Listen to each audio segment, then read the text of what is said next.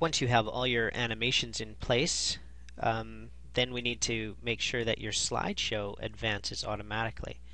So animations here deal with how things come in on a single slide. What we're looking at doing this time is we're looking at transitions and how one slide moves to the next slide. As you can see, when I click on my transitions, this first slide has no transition to it.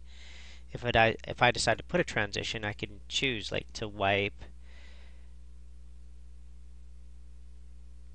or I can split it. Alright?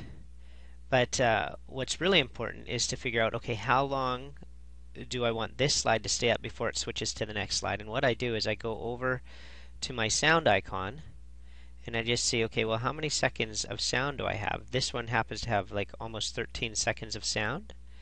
So then I'm going to transition this after 13 seconds. I'll add a second and make it go after 14 seconds. Alright? So I have this little checkbox that says on mouse click, but instead I want it to advance after 14 seconds. Then I go down to my past, and maybe I'll advance this after, I don't know, after 3 seconds. Alright, and the transition I want on this one is maybe I'll have it do a reveal.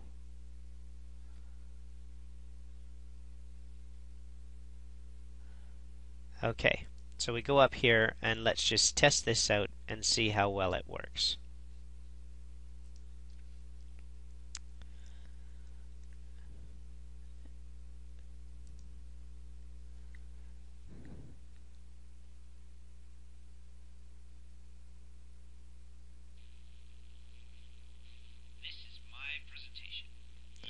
So right now you can't hear it, but the sound is on. It's coming through, and now it'll hopefully switch to the next slide without me clicking on it, of course. There it goes. You can see the transition. It's kind of glitching out with the tutorial happening at the same time. So now it goes to my past, and then it goes on to the next slide. Alright? And that's how you transition.